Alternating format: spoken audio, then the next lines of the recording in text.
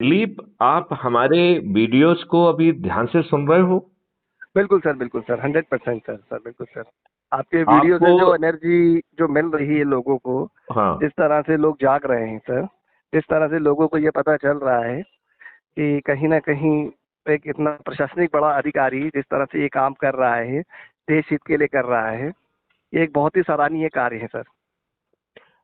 वो तो है ही। सर, इसमें देखिए, अभी जितनी भी प्रक्रिया है उसमें लोगों के पास ऑप्शन नहीं है।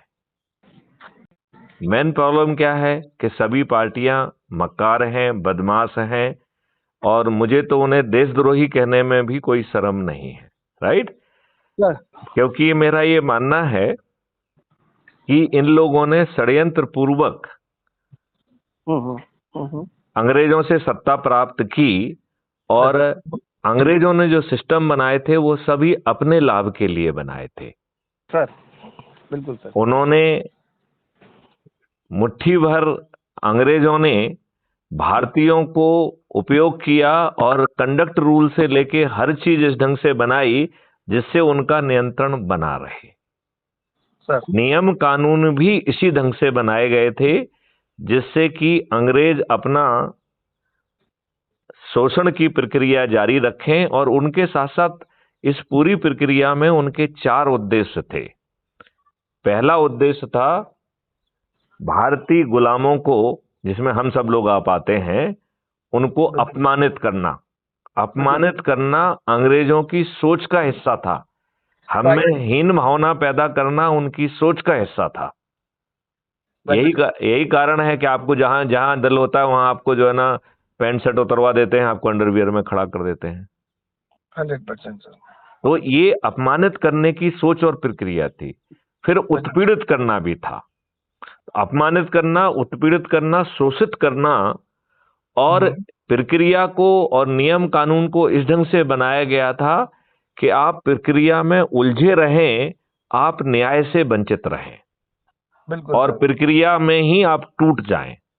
बिल्कुल सर, 100%। तो दिलीप, मैं आपसे पूछता हूं, ऐसी घटिया प्रक्रिया स्वतंत्रता के बाद हमारे ऊपर अथावत थुपी हुई है। ये राइट बड़ी सर, लज्जा की बात नहीं है? 100% सर, श्योर है सर, बिल्कुल सर, सही बात है, ठीक बात है सर। जो प्रशासनिक व्यवस्था है वो भी लाटसाबी है। आपका सिर फटा हुआ है। उनका वैधानिक दायित्व होने के बाद भी एफआईआर दर्ज नहीं करते हैं, और लोगों सर, से पैसे लेके और राजनीतिक दबाव में आपके विरुद्ध षड्यंत्र पूर्वक झूठी बढ़ा चढ़ा कर दी गई रिपोर्ट पे अपराध पंजीयन हो जाता है। एक आध व्यक्ति की कोई छोटी मोटी गलती हो सकती है, लेकिन पूरे खानदान का नाम लिख लिया जाता है और आपको बरसों बरस प्रताड़ित किया जाता है। 100% सर, बिल्कुल, श्योर। आप ये बताइए, छोटे छोटे ऑफेंसेस में 20-20, 30-30 साल लगते हैं। ये कहां तक न्यायोचित है? सही बात है सर, सच्चाई है। तो इन सब चीजों को बदलने के लिए, आपकी शिक्षा व्यवस्था को बदलने के लिए, हुँ, हुँ। आपको निरोगी और दीर्घायु बनाने के लिए, आज सर, देखिए हमारा किसान जो है दिल्ली के सीमा पे बैठा हुआ है, उसे गुंडा बदमाश माना जा रहा है। वो अपनी बात जो है ना, दिल्ली की सीमा के अंदर जाके नहीं रख पा रहा है। बिल्कुल क्या सर, ये हमारे किसान जो कि अन्नदाता हैं, वो इस देश के नागरिक हैं कि नहीं है? 100% सर, बिल्कुल सही, सही बात है। कहते तो नहीं है सर, जय जवान जय किसान, डायलॉग ही है सर भारत देश का। हाँ, ये हमारे लाल बहादुर शास्त्री ने दिया था, जय जवान जय किसान। और और आज उन्होंने उन्हीं के साथ और दुर्घटना हो रही है सर, हाँ? उन्हीं के साथ इतनी दुर्घटना हो रही है सर इस देश में। Very true, very true. तो मेरा ये कहना है कि जो हमने एक बहुत छोटा सा उपाय दिया है, हुँ, जिसमें किसानों की आमदनी, कल तक तो मैं 5 गुना कह रहा था, आज मैंने उसे बढ़ा के 6 गुना कर दिया है। बिल्कुल सर, और बिल्कुल सर। किसानों को अपने खेत पे काम करने के लिए 5 पैसे खर्च नहीं करना पड़ेंगे। सर, बिल्कुल ना मजदूरों पर, सर, बिल्कुल, ना बीज पर, ना बिल्कुल सर, जीवामृत, घन अमृत, माइक्रोब्स, बिल्कुल सर। ना ही जो है 10 फीट गहरी खाई पर, ना गौशाला पर, ना उसमें रखे जाने वाली विशिष्ट देसी वैरायटी की गायों पर। और सर। ये सब खर्च जो है एक एडिशनल अकाउंट क्रिएट किया है जिसका मैंने नाम दिया है cost settling account, debit account, जिसमें कि धन की व्यवस्था पृथक से की गई है। राइट, वो किसानों के अर्निंग अकाउंट से नहीं जाएगा। और किसान जो है का माल खाद्यान्न जैसे ही उसके खेत के बाहर निकलेगा उसके अकाउंट में 1 MSP का भुगतान हो जाएगा। आज जो किसान बैठे हुए हैं वो उनकी मांग कि उन्हें 1 MSP दे दिया जाए, यही तो मांग है केवल। बिल्कुल सर। आपको मालूम है इतनी छोटी सी मांग है? सही बात। आपको मालूम है इतनी छोटी सी मांग है। और हम क्या कह रहे हैं कि आपको 1 MSP मिल जाएगी, नंबर 1। नंबर 2, इसको खाद्यान्न को पैदा करने में आपका खर्च 0। नंबर 3, आप ही अपने खाद्यान्न के मालिक बने रहेंगे। मतलब 1 MSP मिलने के बाद आपका जो खाद्यान्न है वो किसी दूसरे का नहीं हुआ है, वो बनिए का नहीं हुआ है। बिल्कुल सर। आप बात समझ रहे हो? आपको 1 MSP मिल जा रहा है, खाद्यान्न के मालिक आप हैं। आपके खेत से जो है माल मंडी में नहीं जाएगा, तो मंडी के हरासमेंट से आप बच गए, आपको 1 MSP आपके खाते में मिल गया सर। राइट। अब वहां से जो है जो ट्रांसपोर्टेशन होगा, तो जो ट्रांसपोर्टेशन कर रहा है वो फुल ट्रांसपोर्टेशन होगा, पूरी क्षमता के साथ होगा। और चाहे माल जो है टेक्नोलॉजी डिसाइड करेगी कि माल कहाँ के वेयर हाउस में जाना है, किस होलसेलर के पास जाना है, किस रिटेलर के पास जाना है। और होलसेलर और रिटेलर को खाद्यान्न खरीदने का पैसा नहीं देना होगा।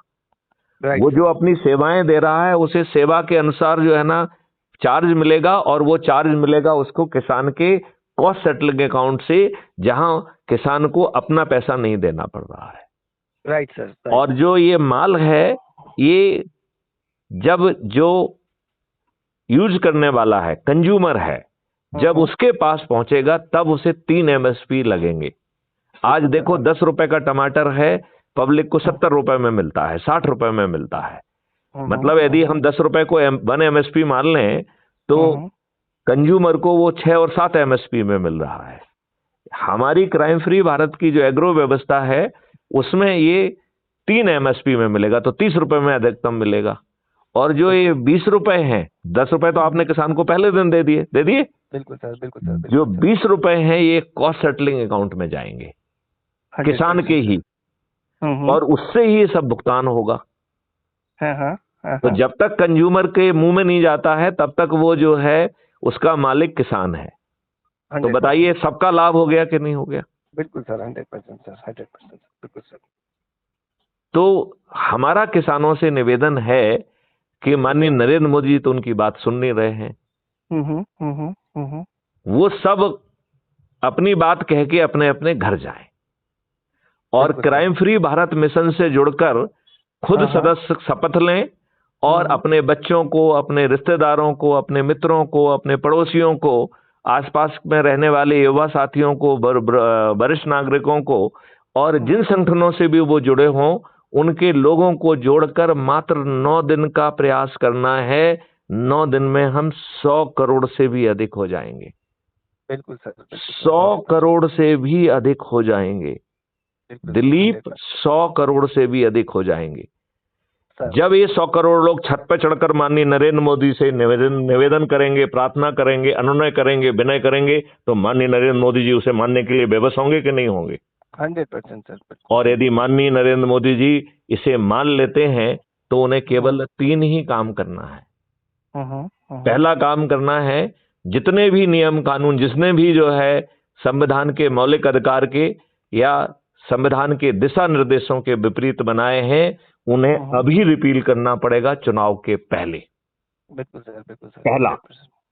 दूसरा जो है, उन्हें क्राइम फ्री भारत के 21 लक्ष्य जिसमें कि महापरिवर्तित भारत समाहित है, उन्हें 21 टास्क फोर्स बनाना होंगे। और इसको चलाने के लिए कैसे जमीन पे उतरेगा, हम माननीय नरेंद्र मोदी जी के दिमाग को तकलीफ नहीं देना चाहते हैं, ना ही उनके ब्यूरोक्रेट को तकलीफ देना चाहते हैं। लिहाजा ये काम जो है मैथिली शरण गुप्त करेंगे। इसके लिए माननीय नरेंद्र मोदी जी से प्रार्थना है कि आप उन्हें राष्ट्रीय सलाहकार बनाएं अपराध मुक्त भारत मिशन के 21 लक्ष्यों के लिए, और कैबिनेट की रैंक दें, जिससे कि वो ब्यूरोक्रेट वगैरह से जो भी काम कराना है उनकी मीटिंग लेके, और हर चीज जो है वो लाइव होगी जिसे आम पब्लिक देख पाएगी। तो आप मुझे बताइए, बिना माननीय नरेंद्र मोदी जी के दिमाग को तकलीफ दे हुए महापरिवर्तित भारत जमीन पे उतर जाएगा कि नहीं उतर जाएगा? 100% सर, बहुत आप बड़ी बात है सर। आप मुझे ये बताइए, माननीय नरेंद्र मोदी जी जो अभी 400 पार कर रहे हैं, वो 400 पार की जगह 500 पार हो जाएंगे कि नहीं हो जाएंगे? बिल्कुल सर, बिल्कुल सर। जब सभी लोग उनकी बातों को मान्य कर देंगे, जब किसान अपने खेत में किसान नहीं, वो तो सभी पूरा देश ही 100 करोड़ के 140 करोड़ लोग जो है ना उनको वो कर देंगे। तो आप मुझे बताइए कि माननीय नरेंद्र मोदी जी 500 पार हो जाएंगे कि नहीं हो जाएंगे? 100% सर, बिल्कुल सर। अब एक चीज अपन ये मान लेते हैं कि माननीय नरेंद्र मोदी जी अपने अहम में रहते हैं कि मैं 20 साल गुजरात का मुख्यमंत्री रहा हूं, 10 साल भारत का प्रधानमंत्री रहा हूं, मेरा डंका बोलता है, मैं जो कुछ भी करता हूं उल्टा सीधा सब जो ना जायज होता है। मैं अपराधियों को टिकट देता हूं वो भी जायज है, भ्रष्टाचारियों को टिकट देता हूं वो भी जायज है, दुष्चरित्र लोगों को टिकट देता हूं वो भी जायज है, अपराध चरित्र के लोगों को टिकट देते हैं। ये लज्जा का विषय है कि आज जो अभी बिल्कुल सर, पार्लियामेंट अभी चल रहा है, इसके 44% मेंबर ऑफ पार्लियामेंट आपराधिक रिकॉर्ड के हैं, जिनमें से 29% जघन्य अपराध के अपराधी हैं। Right sir. अभी आप देखिए क्या हो रहा है, रोज जो है ना सुप्रीम कोर्ट में जो हो रहा है, जिसमें उनकी धज्जियां उड़ रही हैं, तो वो धज्जियां भी नहीं उड़ेंगी, उन्हें कुछ करना भी नहीं होगा और वो 500 पार हो जाएंगे। तो आपको नहीं लगता है कि माननीय नरेंद्र मोदी जी हम 9 दिन की एक सरल उपाय के माध्यम से उन्हें बेबस कर पाएंगे और उन्हें जो है ना 500 पार भी करा देंगे और इस देश को परिवर्तित कर देंगे, और ये बड़ी आसानी से किया जा सकता है? इस बात से आप कहां तक सहमत हैं? बिल्कुल 100% सर, बिल्कुल श्योर है सर आपकी बात से। अब आप मुझे एक छोटी सी बात बताइए कि हम और आपको ये 9 दिन का छोटा उपाय करने में क्या दिक्कत हो रही है? कोई दिक्कत नहीं होना क्या चाहिए। हम शपथ लेने में क्या दिक्कत है? क्या नहीं, किसी तरह पब्लिक की को आप नहीं जोड़ रहे हैं, आप जोड़ रहे हैं अपने परिवार के सदस्यों को, अपने रिश्तेदारों को, अपने मित्रों को, अपने पड़ोसियों को, सही बात है। अपने जो है युवा साथियों को, अपने वरिष्ठ साथियों को, अपने जो है ना संगठनों से जुड़े लोगों को। ये कोई बाहरी लोग नहीं है, और बात है। उनको समझाने के लिए आपको अपने दिमाग को तकलीफ नहीं देना है। क्राइम फ्री भारत में जो 5200 से अधिक वीडियो हैं, उनमें से जो भी वीडियो आपकी आत्मा के नजदीक है उसे साथ में बैठ के सुनिए। यदि वो सहमत होते हैं तो उनको शपथ दिलाइए और उनको आगे का काम करने के लिए बढ़ा दीजिए, वो भी अपना काम करना चालू कर दें। राइट? बिल्कुल। आप अज्यूम करिए कुछ लोगों को बात समझ में नहीं आती है, वो सहमत नहीं है, तो उनका भी वीडियो बनाइए। एक तो शपथ लेने वाला वीडियो बना लीजिए और एक उनका वीडियो बनाइए जिनके जेहन में कुछ संशय है। तो उनके जो जेहन में संशय है वो उनसे कहिए कि वो कहें, और उसका वीडियो बनाकर भी हमें टेलीग्राम ऐप पर भेज दें। तो ये दोनों चीजें आएंगी तो हम इसको अपलोड कर देंगे। ठीक है ना? बिल्कुल सर, बिल्कुल राइट? बिल्कुल सर। और उनके जवाब में मैं अपना वीडियो बना के उनको भेजूंगा, जो पुनः जो है ना उनके साथ बैठ के देखा जाए। यदि उन्हें समझ में आ जाता है तो अच्छी बात है, समझ में आ जाता है तो शपथ उनसे दिला ली जाए, और यदि उन्हें शपथ नहीं, यदि उनको नहीं समझ में आता है तो उन्हें कुछ देर के लिए उनके रहमो करम पे छोड़ दिया जाए। 100% सर। क्यों? क्योंकि हमें 100 करोड़ लोगों में से 90 करोड़ लोगों को किसी को नहीं जोड़ना है। हम केवल 140 करोड़ में से 100 करोड़ लोगों को जोड़ने की बात कर रहे हैं। 40 करोड़ लोगों को हमें जोड़ना ही नहीं है। तो जिसको समझ में नहीं आया उसको रहमो करम पे छोड़ दिया जाए। ठीक है ना? 100% सर। अब केवल 100 करोड़ में से भी 9 करोड़ लोगों को 10 लोगों को जोड़ना है, केवल 9 करोड़ को, और हमारा 99% काम हो गया। बिल्कुल सर, 100%। 90 लाख लोगों को 20 को जोड़ना है, 9 लाख लोगों को 30 को जोड़ना है, 90,000 को 40 को जोड़ना है, 9,000 को 50 को जोड़ना है, 900 को 60 को जोड़ना है, 90 को 70 को जोड़ना है, और 9 लोगों को 80 जोड़ना है, और केवल एक व्यक्ति मैथिली शरण गुप्त को 90 लोगों को जोड़ना है। कठिन है क्या ये? कोई कठिनता नहीं। महापरिवर्तित भारत बिना किसी आंदोलन के, बिना किसी जुलूस के, बिना किसी पिटीशन के, बिना जंतर मंतर जाए, बिना कोई आंदोलन किए, आप बताओ जमीन पे उतर जाएगा कि नहीं उतर जाएगा?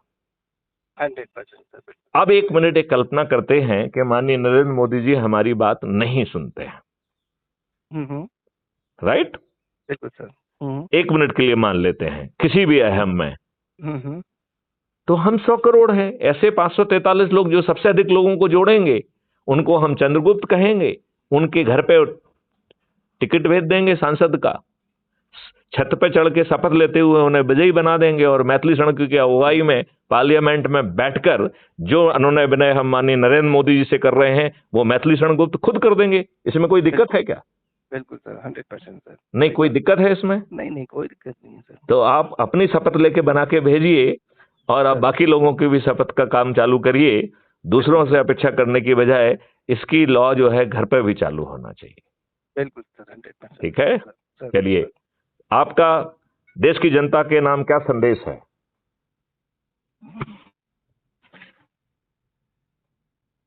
आप देश की जनता को कुछ संदेश देना चाहते हैं, कुछ आह्वान करना चाहते हैं, कुछ बिल्कुल आग्रह सर, मैं करना ये चाहते देश की हैं? जनता को सर, मैं देश की जनता से यही अपील करना चाहूंगा, यही प्रार्थना करना चाहूंगा कि आइए सभी मिलके अपराध मुक्त भारत से जुड़ें और अपराध मुक्त भारत को कहीं ना कहीं हम बहुत अच्छे से लेके चलें कि कहीं ना कहीं अपराध मुक्त भारत में एक ऐसे व्यक्तित्व का, कहते हैं ना, ऊपर वाले ने निर्माण किया है जो ये व्यक्तित्व जो इस देश को बदलने की और इस देश को तकदीर बदलने की और क्राइम फ्री भारत करने की मांग करता है। तो मैं तो देश के सभी जनता से यही अपील करना चाहूंगा, इस सभी लोग मिलके जुड़ें और सभी लोग मिलके इस देश को, भविष्य को बदलने की बात करें। और सभी से मेरा निवेदन यही इसी प्रकार है कि अपराध मुक्त भारत से जल्द जुड़ें।